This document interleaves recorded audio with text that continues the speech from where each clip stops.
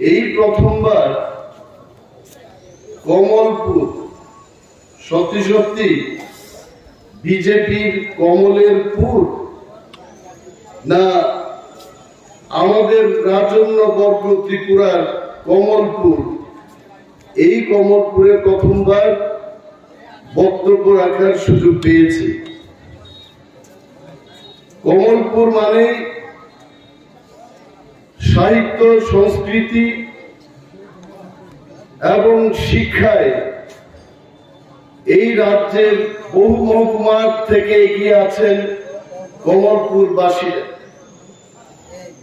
আপনাদের কি বক্তব্য দিয়ে আমি বোঝাবো, আমি এখানে বোঝাতে আসিনি। আমি আমার অভিজ্ঞতার কয়েকটি কথা, এই রাজ্যের 20টি বছরের যে অভিজ্ঞতা তার কথাই আমি বলবো। এই এলাকার মানুষ, সারা ত্রিপুরার মানুষ আজকে একটা রাজনৈতিক দিশাহীন অবস্থার মধ্যে আমরা দাঁড়িয়ে আছি। পরিবর্তন করতে হবে।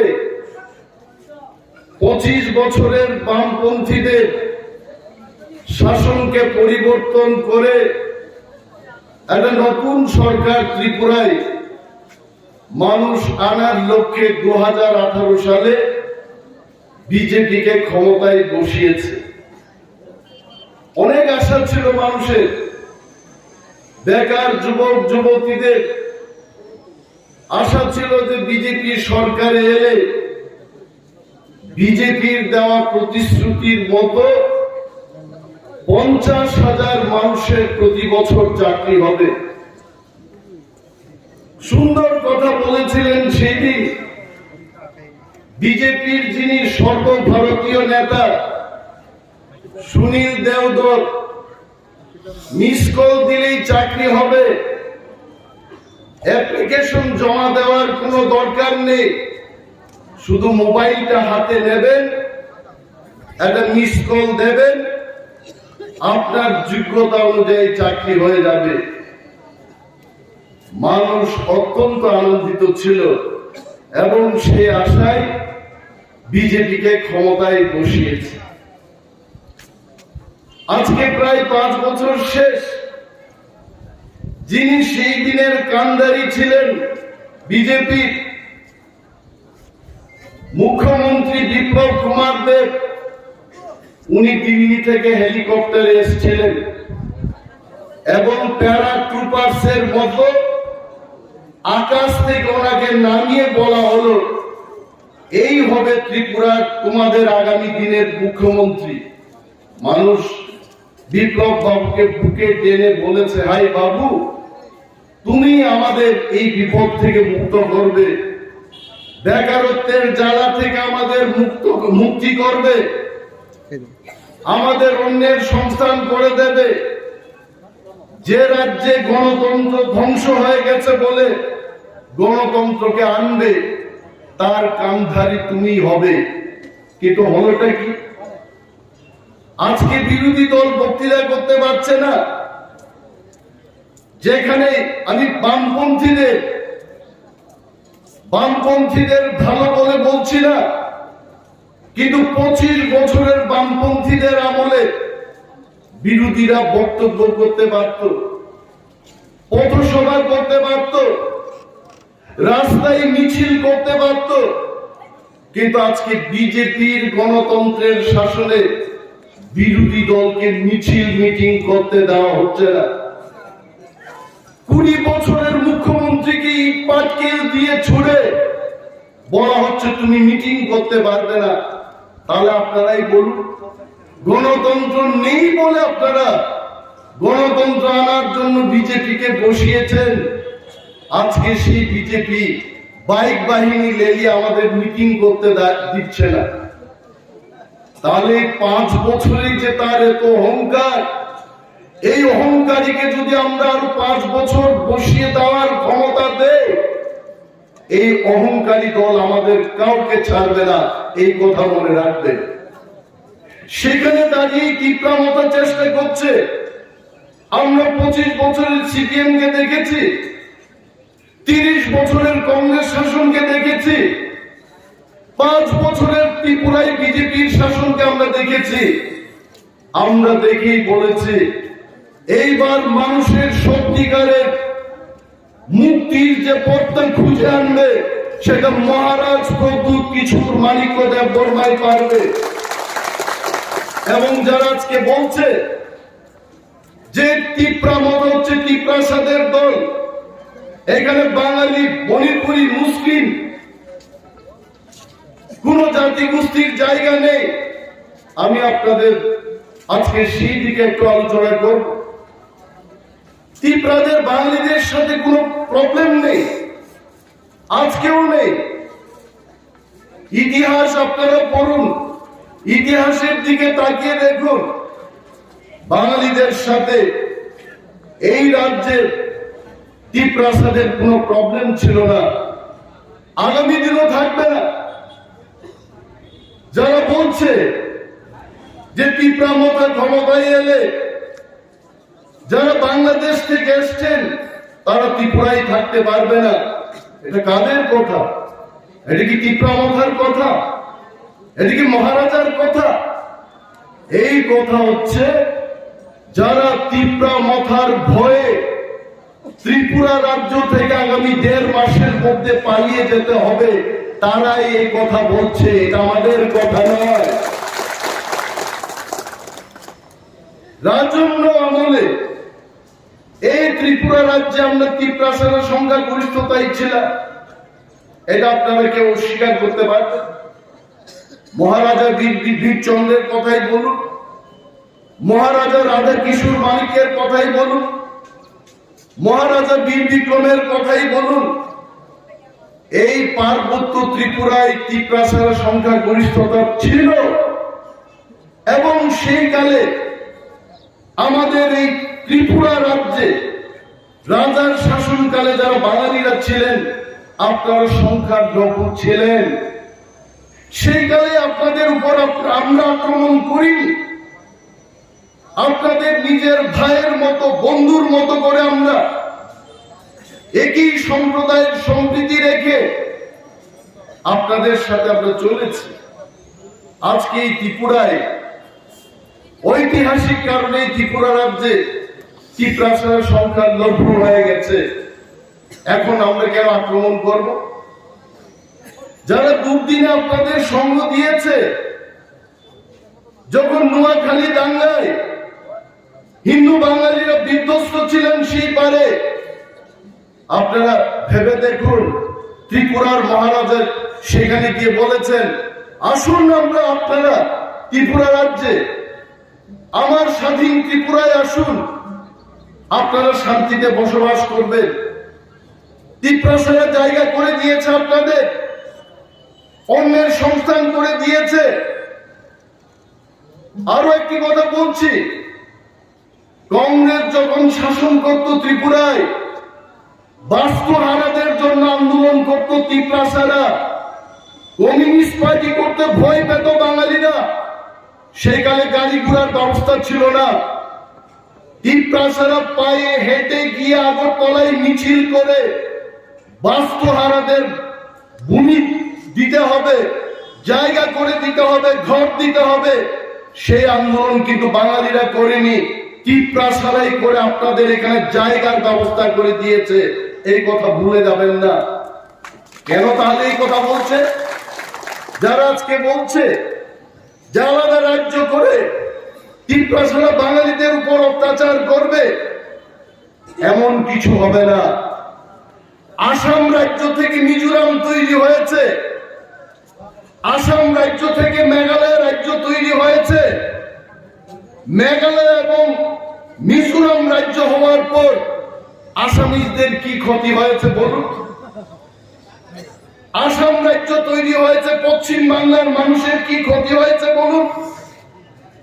ত্রিপুরা রাজ্যে যদি গ্রেটার ত্রিপুরাল্যান্ড গঠন করে তিপ্রাসারা তার নিজের মতো করে যদি বাঁচতে চায়, বাঙালিদের কি ক্ষতি হবে বলুন? ক্ষতির কিছু দেখি না। কিন্তু যারা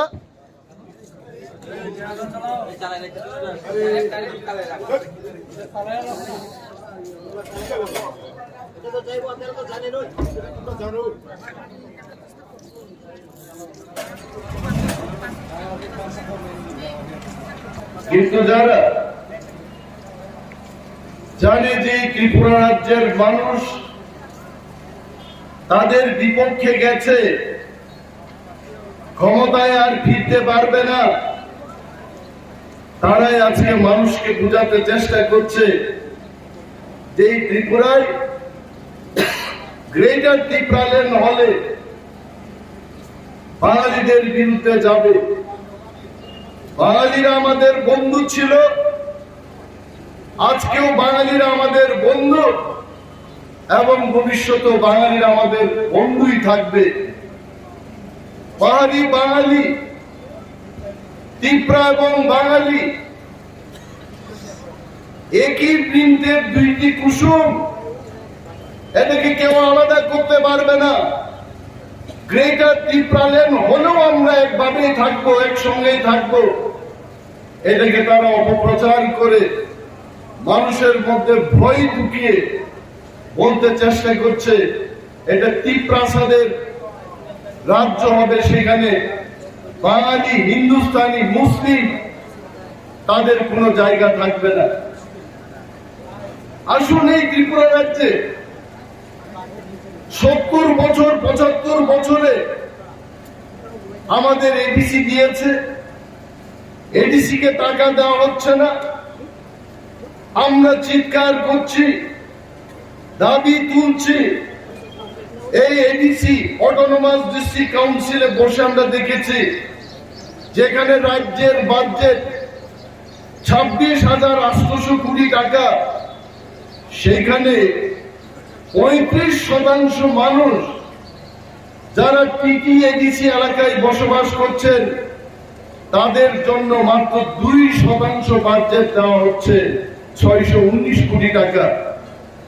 এই টাকা দিয়ে আমরা কি উন্নয়ন করব? 500 কোটি টাকা আমরা ব্যয় করছি পেনশন, বেতন, কর্মচারীদের দিয়ে ইত্যাদি দিয়ে। এই 500 কোটি টাকা আমরা খরচ করছি, 119 কোটি টাকা দিয়ে সমগ্র ত্রিপুরার 3/2 অংশকে আমরা কি করে উন্নত করবো আপনারাই বলুন। সেখানে দাঁড়িয়ে ত্রিপুরা রাজ্যে মহারাজা প্রদ্যুৎ কিশোর দেববর্মার নেতৃত্বে আমরা এইবার একটা দল গঠন করলাম, যে দলের নাম ত্রিপুরা মথা, এবং ত্রিপুরা মথাকে পাহাড়ি বাঙালি সবাই মিলে আমরা ত্রিপুরা রাজ্যে নতুন রাজনৈতিক দিশা দেওয়ার চেষ্টা করব, যেখানে গরিব মানুষের কথা বলার জায়গা থাকবে, যেখানে গণতন্ত্র থাকবে, সব দলের সব বর্ণের মানুষ কথা বলতে পারবে। সেই পরিস্থিতি ফিরিয়ে আনার জন্য আমরা কমলপুর এলাকার প্রতিটি সুনাগরিক বৃন্দকে আমরা আহ্বান জানাবো। আমরা সেই সরকারকে বর্জন করব যারা ডাবল ইঞ্জিনের কথা বলে, প্রতি ঘরে সুশাসনের কথা বলে শুধু পোস্টারিং করেছে। সেই দিন দেশের প্রধানমন্ত্রী নরেন্দ্র মোদী এসেছিলেন আস্তাবল ময়দানে। ত্রিপুরা রাজ্যের যুবক যুবতীদের জন্য কি হবে, আমার ত্রিপুরা রাজ্যের লক্ষ লক্ষ মানুষের কি ভবিষ্যৎ হবে, তার একটি কথা উনি উল্লেখ করেননি। এসেছিলেন সেই দিন ভারতবর্ষের স্বরাষ্ট্রমন্ত্রী অমিত শাহ, উনার মুখেও সেই দিন ত্রিপুরা রাজ্যে আগামী দিন তাদের কি পরিকল্পনা রয়েছে সেই কথার কোনো উল্লেখ করেননি। কিন্তু একটা জিনিস আপনাদের আমি বলবো, মনে হয় এটা গ্রাম্য বাংলায় বললে ভালিব। আগে আসামের তৎকালীন ফাইন্যান্স মিনিস্টার হেমন্ত বিশ্ব শর্মাই ছিলেন 2018 সালে। উনি কইছিলেন যে আমার বক্তৃতা রেকর্ড করুন, ত্রিপুরা রাজ্যে যদি আমরা 6 লক্ষ বেকারকে চাকরি না দিই এমন অবস্থা করেন যে আমরা যেন মানুষের কাছে যাইতে না পারি। সেই দিন আসামের সেই অর্থমন্ত্রী, এখন মুখ্যমন্ত্রী আসামের, উনি রথের যাত্রায় আইছেন, বেকারদের একটা কথা নাই। 10,323 জন কর্মচারী যাদের চাকরি চলে গেছে, সেই দিন হিমন্ত বাবু বলেছিলেন যে ল ডিপার্টমেন্টের কাছে ফাইলটা চলে গেছে, নির্বাচন শেষে ল ডিপার্টমেন্ট থেকে এই ফাইলটা বেরিয়ে এলেই নাকি 10,323 জনের চাকরি আবার হয়ে যাবে। কোথায় সেই চাকরি হলো? মিথ্যা কথা বলেছেন সেই দিন হিমন্ত বাবুরা। আরো বলেছেন যে রেগার শ্রমিক, রেগার কাজে যারা যুক্ত এবং সর্বশিক্ষার কর্মচারীদের চাকরি পাকাপাকি হয়ে যাবে। 5 বছরে কি হইছে? হইছে না। এই কারণে ত্রিপুরা রাজ্যের সমস্ত অংশের মানুষ এখন গ্রামে গেলে মা বোনেরা কইতাছে, আমরা তো গ্রামে যাই, আমরা বিজেপিদের মন্ত্রীরার মতো গাড়ি টায়া খালি রাস্তা রাস্তা ঘুরে আমরা আগরতলায় যাই না, পায়ে হাঁটি। কখনো চপ্পল পরে আমরা পায়ে হাঁটি, গ্রামে যাই, মানুষের সাথে কথা বলি। এখন মানুষের প্রশ্ন, বাবু এই যে পোস্টার লাগাইছে নরেন্দ্র মোদী, ঘরে ঘরে সুশাসন নিতাছে, কুত্তা পেচ্ছাপ করে নরেন্দ্র মোদীর চেহারার মধ্যে কুত্তা এটার ছাপ করে, কি লাভ আছে এইসব পোস্টার লাগাইয়া? একটা ফ্লেক্সের দাম 300 টাকা মিনিমাম। আজকে ত্রিপুরার মধ্যে যদি এরা 1 থেকে 2 লক্ষ এরকম ব্যানার লাগায়, কত কোটি টাকা খরচ করে সুশাসনের গুণ গাইতাছে এরা। কি সুশাসন দিছে? দিছে কেউ রে? জানালা দিছে, দরজা দিছে, পায়খানার ঘর দিছে। আরে বিজেপির আমলে বিজেপির নেতারা, আজকে এখানে একজন বিজেপির নেতা প্রশান্ত সিংহ, আমার জানা মতো এই লোকটা সিগার বিড়ি খাওয়ানোর টাইমের কোনো পাওয়ার ছিল না, আজকে 2 তালা বাড়ি করতে। এটা কার টাকা? জনগণের লেট্রিনের টাকাই, সেটা খাই নিচ্ছে সব, লেট্রিন পাইছে না মানুষ। তারপরেও কয় আমরা সুশাসন করছি। কি সুশাসন হইতে? সুশাসন তখনই হইতো যদি প্রত্যেক বছর 50,000 বেকারের রোজগার হইতো। তখন আমরা কইতাম না। বিজেপি আসার পর আমার এই ত্রিপুরা রাজ্যের মধ্যে 2-3 লক্ষ বেকারের চাকরি হইছে না। ত্রিপুরার পূর্বতন মুখ্যমন্ত্রী বিপ্লব বাবু কইছেন, একদিন আমি টিভি খুইলা দেখি হিন্দিতে কইতাছেন ত্রিপুরা মে যাহা জায়গা। আমার তো মাথা খারাপ হয়ে গেছে। ত্রিপুরার নাই কোনো সমুদ্র, নাই কোনো বড় নদী, ত্রিপুরার এমন কোন নদী নাই যে নদী অনিমেষ দেববর্মা বাইর দিতে পারতো না, এমন কোন বড় নদী নাই ত্রিপুরার মধ্যে। এটার মধ্যে বলে জাহাজ ঢুকলো ত্রিপুরায়। এরপরে টিভির মধ্যে 1 মাস বাদে উদ্বোধনী প্রোগ্রাম দেখাইয়া একটা জাহাজ দেখাইলো। জাহাজটা কিনা জানেননি? বাংলাদেশ থেকে 50 বস্তা সিমেন্ট নিয়ে বড় নৌকা সোনাপুরায় এইতে, এইটা বলে জাহাজ। মিথ্যা কথা কোয়ার জন্য এদের মতো উস্তাদ আর কেউ নাই। এই কারণে মানুষ বলে ঝুমলা। মানুষকে কিভাবে মিথ্যা কথা বলা যায়? যে যার পারে মিথ্যা কথা। ভিশন ডকুমেন্ট আগে কইছিল, কই ত্রিপুরার ভিশন ডকুমেন্ট আমরা তৈরি করেছি। ত্রিপুরা আগামী 5 বছরে কিসের রাজ্য? হীরার রাজ্য। আমি আগে মানিক বাবু যখন মুখ্যমন্ত্রী ছিলেন, মানিক সরকার, তখন ওনারাও বক্তৃতা করতেন ওই ত্রিপুরা স্বর্ণের যুগ, মানে ঘরে ঘরে সোনার সোনা, সোনার কোনো দাম নাই, স্বর্ণ যুগ। এরপরে এরা কইল বিজেপির আমলে বলে হীরার যুগ। আমি আসলে গরিব ঘরের ছেলে, সোনা রূপা কিনার আমার কোনো পয়সা নাই। একদিন আমি তানিশ টাটা কোম্পানির মহিলাদের চুড়ি, তারপরে আংটি, এইসব কিনার একটা দোকান আছে, এটার নাম তানিশ এটার মধ্যে ঢুকলাম, জিগাইলাম একটা সোনার আংটির দাম কত, কয় 58,000 টাকা। আর একটা জিগাইলাম একই সাইজের একটা হীরার আংটি বাইর করে দিছে 3.5 লাখ টাকা। তার মানে আমি বুঝলাম সোনার চেয়ে হীরার দাম বেশি। আমার কথা হলো স্বর্ণ যুগের চেয়ে হীরা যুগ ভালো হওয়ার কথা। সারা ত্রিপুরা রাজ্যের মধ্যে সমস্ত রাস্তাঘাট ভাঙা, এই রাস্তার নাম হইছে পাউডারের ফ্যাক্টরি, শুধু ধুলা আর ধুলা, কিচ্ছু নাই।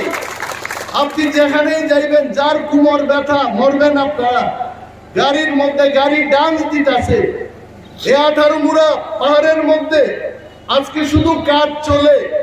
আরে মানুষ রাশিয়া থেকে ক্রেন কানে, জার্মানির থেকে মাটি কাটার মেশিন আইনা 2 বছরের কাজ 3 মাসে শেষ করে।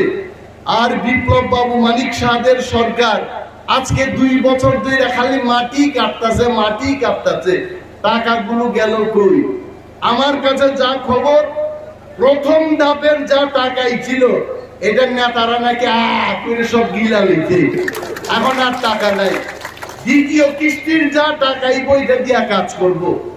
আপনারা কি স্বর্ণের যুগ ফালাইয়া এই মিথ্যার হীরা যুগে থাকতে চান? যদি নাই থাকতে চান, কমলপুর বাসীরা বুদ্ধিজীবী শিক্ষিত লোক, এখানে আপনাদের বুঝিয়ে বলার কোনো দরকার নাই। আপনারা বাড়িতে বয়াই সারা পৃথিবীর কথা ভাবতে পারেন, এই ক্ষমতা আপনাদের আছে। আপনারা ভাবুন এইবার, এই সরকারকে যদি আমরা আনি, এখানে শ্রমিক মেহনতি মানুষ বাঁচবনি? একটা লোকের বাঁচার কোনো উপায় নাই। বাইক বাহিনীটা হেলমেট পইরা এটার মধ্যে গদা দিয়া বাড়ি দিলেও তো হেলমেটটা বাঁধতে পারতেন না। একটাই আছে, এইবার গরম লোহার শেক দিয়া এটা কানের এই দিক দিয়ে খালি গুতা মারবেন, তখনই ঠিক হইব। আর টিপরা মতা এটার জন্য আমরা প্রস্তুত। আমরা আগে আগেই বলে রাখি, টিপরা মতার সাথে যদি আপনারা লড়াই করতে চান, আসুন, we have no problem। আমরা সারা ত্রিপুরায় আমরা প্রস্তুত, বিধানসভা নির্বাচনের জন্য আমরা প্রস্তুত। Please declare the election. Village কমিটির নির্বাচন করে না, কেন করে না? কারণ ভিলেজ কমিটির নির্বাচন করলে বিজেপি ভারতবর্ষের মধ্যে এই ত্রিপুরা রাজ্যে টিপ্রামথার কাছে গুহারা হাঁটতো, এই ভয়ে এরা নির্বাচন করে না। আর পারলে কিন্তু করোনা ভাইরাস দুকায়া এইবারও বিধানসভা নির্বাচন পিছায়া দেয়, কিন্তু পারছে না। 15 দিন আগে, 1 মাস আগে আর একটা জিগির তুলছিল, কয় আবার ওমিক্রন আইতেছে, সাংঘাতিক ডেঞ্জার। এটা বলে শরীরের মধ্যে ঢুকলে 48 ঘন্টার মধ্যেই বলে নাই, লোকটা শেষ। তো কই দেখি মানুষ বিনা মাস্ক পইরা খোলা বাজারে পান খাইতেছে, সিগারেট ফুটতেছে, কয়েকটা মানুষ মারা গেল না, পারলো না। আসলে কি জানেননি, এটা ওমিক্রন বা করোনা ভাইরাসের ভয় না, ভয় হয়েছে মহারাজ প্রদ্যুৎ কিশোরের ভয়। এই মহারাজ থাকতে এরার ক্ষমতায় এইতো না, বাবুরা বুঝা লইতে। আপনারা লক্ষ্য করবেন, আপনাদের এলাকার মন্ত্রী বাবুর বিরুদ্ধে আমি কথা বলবো না, মন্ত্রী বাবুর বিরুদ্ধে আমার একটাই কথা আছে। এই দুলাবালির রাস্তার মধ্যে আয়া তাইনের উপরে শ্বাসকষ্টের একটা প্রবলেম আছে। এই রাস্তার মধ্যে এত টাইনের শ্বাসকষ্ট আরো বাড়বো। আরে বাবু, অন্তত সারা ত্রিপুরার মানুষের কথা চিন্তা নাই করলেন, অন্তত নিজের বাড়িতে আসার রাস্তা আগরতলা থেকে কমলপুর এটা তো তাড়াতাড়ি ভালোভাবে করতেন, করছে না। কেন করছে না? কারণ আগাম আগেই চেক নিয়ে নিচ্ছে, এখন কইলেও করতো না। কন্ট্রাক্টরে কইলে कॉन्ट्रैक्टर को अरे साहब सब तो आपको दे दिया, अभी वहां से दिल्ली से जब पैसा आएगा तब हम कर देंगे ना, তখন আর কথা কইতে পারে না। কোন আমলে শুনছেন না আপনারা? ডিডব্লিউএস দপ্তরে, ওয়াটার এবং স্যানিটাইজেশন দপ্তরে এই কমলপুর মহকুমায় বহু ইঞ্জিনিয়ার আমার কাছে গিয়ে বলল যে চাকরি রিজাইন দিয়ে দেব। যুব মোর্চার লিডাররা গিয়ে ইঞ্জিনিয়ারদের চাকরি চায়, টাকা চাই, টাকা তুললে আমাদের দিয়া দাও, আমাদের প্রোগ্রাম আছে। এইভাবে যদি সরকার চলে, সরকারের ঘরের তালা ভাঙ্গা অর্থ লুট করছে একমাত্র বিজেপির সরকার, আর কেউ করছে না। বামপন্থীরা খাইছে ঠিকই, কেমনে খাইছে জানেননি? দুধ ছাড়া, দুধ যেখানে গরম করছে এখানে সব দুধ খাইছে না বামপন্থীরা, গরম কইরা জাল কইরা খালি উপরের ছানাটা খাইছে সব। হ্যাঁ, এটারা খাইছে এরা কায়দা কইরা। আর বিজেপির এরা ছানা টানা আর বুঝে না, দুধ দেখলে এরা খাইলো, সব খায় আসে। মানুষ কিচ্ছু নাই। কমলপুর, কিসের কমলপুর? এটা কি কমলপুর? আমি ভাবছিলাম কমলপুরে গেলে বুঝে একটা ভালো বিল্ডিং ঘর থাকবো, দোকানপাট থাকবো। এইটা তো ৮৮ বছরের বৃদ্ধা মহিলার চেহারার মতোই নিচে কমলপুর। এইখানেই কমলপুর। এইখানে মন্ত্রীরা কই জানি পাঠাইছিল কুইন পাইনাপেল কমলপুর থেকে 2 ট্রাক না 3 ট্রাক পাঠায় স্বপ্ন দেখাইছিল যে সৌদি আরবে কমলপুরের আনারস যাইব, কমলপুরের আনারস চাষিরা এখন কোটিপতি হইব। 5 ট্রাক পাঠায় আর এখন ট্রাকের নাম গন্ধ নাই। কি করতেছে? এইরকম জুমলা আমরা চাই না। আমাদের তীব্রামথার পরিষ্কার বক্তব্য, বেকারদের কর্মসংস্থান আমরা করব। ত্রিপুরা রাজ্যে সমস্ত অংশের মানুষের মধ্যে সম্প্রীতি আমরা রক্ষা করব। ত্রিপুরাদের অধিকার ত্রিপুরাদের হাতে তুলে দেব। বাঙালিদের অধিকার বাঙালিদের হাতে সুরক্ষিত থাকবে। কেউ খাওয়ায় ত্রিপুরারা খাওয়া দেওয়ার জন্য বাঙালির পকেট কাটতেই নাকি? কাটতেই তো না, দিল্লির সরকারি ব্যবস্থা করে দিব। মিজোরামের টাকা কি ত্রিপুরার মানুষের পকেট কাটতে মিজোরামে যায় না। এখানে যদি 2টা রাজ্য হয়, এটা কেন্দ্রীয় সরকারের টাকাই চলবে। এখানে আগরতলার মানুষের টাকা কাটটা কমলপুরের জন্য কিছুই তো না। যার যার বাজেট আছে, এটা বুঝতেই বা আমাদের এই কথা। তবে যাই বলুন, এইবার বিশেষজ্ঞদের মত, আমাদেরও মত, তীব্রামথার এই অভিমত যে আগামী বিধানসভা নির্বাচনে আমরা কমলপুর, পানিসাগর, মোহনপুর, কল্যাণপুর, প্রমোদনগর, মাতারবাড়ি ইত্যাদি জেনারেল সিট এবং এসসি সিটে আমরা লড়াই করব এবং তীব্রামথা এককভাবে এই অঞ্চলের মানুষের সমর্থনে 34 থেকে 38টা সিট আমরা দখল করে ক্ষমতায় আমরা বসব। আর আপনারা প্রস্তুত থাকুন, এই যুদ্ধে আমরা জয়লাভ করে ত্রিপুরার মানুষের অধিকার তাদের হাতে আমরা তুলে দেব। আজকে আমাদের অনেকেই বলে কংগ্রেস আর সিপিএম এর একটা মঞ্চ হইতেছে। রাজনীতিতে মঞ্চ হইতেই পারে। এককালে তো সিপিএম এর গ্রাম প্রধান কংগ্রেসের ওই এলাকার কোন নেতারে কুপাইত রামদাও দিয়ে। সুধীর দাস প্রাক্তন মন্ত্রী মারা গেছেন, সুধীর দাস সুরমা বিধানসভা কেন্দ্রে। তাই না আমরা আগে, আমি এমএলএ থাকতে প্রয়াত রবীন্দ্র দেববর্মা প্রাক্তন মন্ত্রী কইত ওই রামদাও। আমি জিগাইলাম, দাদা আপনি মাননীয় মন্ত্রীকে রামদাও বলছেন কেন? কারণ এটা বিরোধী দলের সুধীর দাস খালি রামদাও নিয়ে কুপাইত আগে। তো কংগ্রেস এবং সিপিএম এর তাদের যে পূর্বের ইতিহাস একজন আর একজনের দেখতে পারত না। কংগ্রেসের আমলেও সিপিএম এর এরারে আর্থিক পুরা কইরাই ছিল। সিপিএম এর নেতারা ত্রিপুরা রাজ্য থেকে বাইকা, কেউ কলকাতা, কেউ বাংলাদেশ, কেউ শিলচর, এমনও কেউ বাইকে গেছে ত্রিপুরার থেকে পুনাতে গিয়ে আর আয় না। এই ইতিহাস আপনারা ভুলে যায় না। আমরা এমন কোন অ্যালায়েন্স করব না যে অ্যালায়েন্স এই ত্রিপুরা রাজ্যের ত্রিপ্রাসা এবং বাঙালিদের ক্ষতি হবে। এই ধরনের অ্যালায়েন্স আমরা করব না। আমরা সেই অ্যালায়েন্স করব যে অ্যালায়েন্সটা করে ত্রিপুরা রাজ্যে পার্মানেন্ট কনস্টিটিউশনাল সলিউশন আসবে, যেখানে ওয়াংসা এবং ত্রিপ্রাসা চিরতরে যেন আমরা হাসি মুখে থাকতে পারি। এই ধরনের অ্যালায়েন্স আমরা করব। আরে ইলেকশন আইছে দীক্ষা একটা সুরে বাগাইতে গিয়া আর একটা সুরের লোকে আমার অ্যালায়েন্স করতেই গো, এইটা কিন্তু এটা ঠিক না। এটা হারামজাদারে আমরা বাগাইতে গিয়া আর একটা হারামজাদার সাহায্য নিতে দিব, এটা আমাদের লক্ষ্য না। আমরা চাই আমাদের দেশে সেই সরকার হবে কবে যে সরকার মানুষের সাথে কাজ করবে। সেই সরকার একমাত্র তীব্রামথায় আপনাদের উপহার দিতে পারে। কেন আমরা পিছিয়ে পড়লাম? শ্যামল সরকার এখানে বসে আছে, টকবগের যুবক, গ্রাজুয়েট একটা লোক, সুরমাই কাজ করছে। কেন? আমরা জানি ৭৫ বছরে সুরমা উপেক্ষিত, কিছু একটা হোক। কেন আজকে আমরা বিশ্বজিৎ বাবুদের বলছি আপনারা এগিয়ে চলুন, দিকে দিকে প্রচার করুন, তিপ্রাসা, ওয়ানসা, বুগিসা, থুরুকসা সব একত্রিত ভাবে আমাদের নামতে হবে। আরে মুসলমানদের কথা বলি, আপনাদের প্রিয় খাদ্য হচ্ছে গরু মাংস।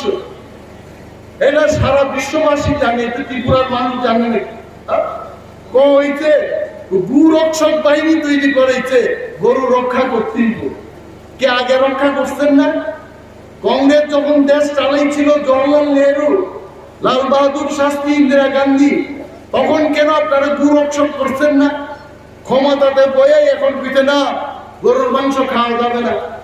কালকে তো এরা কইতে পারে উত্তর প্রদেশের বিজেপি নেতারা যারা বিয়ে শাদী করে না, যুগি টুগি নাম দেয়, এরা কইব আমরা তো নিরামিষ খাই, মাছও খাওয়া যাবে না। তখন কি অবস্থা হইব? শুকরের মাংস খাওয়া যাবে না এই কথা বলবে তারা, তখন আমাদের কি অবস্থা হবে? এইটা রাজনীতি না। ধর্মের উপর রাজনীতি হয় না। রাজনীতি সেখানেই করতে হবে যেখানে জনগণের স্বার্থে, জনগণের জন্য কিছু একটা পরিকল্পনা করা, কাজ করা, তার লক্ষ্যেই কিন্তু রাজনীতির উত্থান। এবং সেই রাজনীতি তীব্রামথা করবে এবং সেই সরকার তীব্রামথায় আনবে ত্রিপুরা। আরো কিছু কইতাম নি, অনেক কইলাম। আমার আমবাসাতে ৩টার সময় আরো একটা প্রোগ্রাম আছে। সত্যিই আনন্দিত যে কমলপুরে এই প্রথমবার আপনাদের মাঝে বক্তৃতা করতে পেরেছি। এবং নিশ্চিত থাকুন, মানুষ ভয় পাবেন না। আপনারা নিজের ভোট নিজে দিন, যাকে খুশি তাকে দিন, একটা স্লোগান ছিল। গরিব মেহনতি মানুষের স্বার্থে, রাজ্যের মানুষের স্বার্থে, এটা আমাদের বিনম্র অনুরোধ থাকবে। আপনার ভোট, আপনি ভয় পাবেন না। গণতন্ত্রে আমাদের ভোটাধিকার, এটা ধ্বংস করতে দেবেন না। এই ভোটটা দেবেন, পবিত্র ভোটটা তীব্রামথার পক্ষে দেবেন।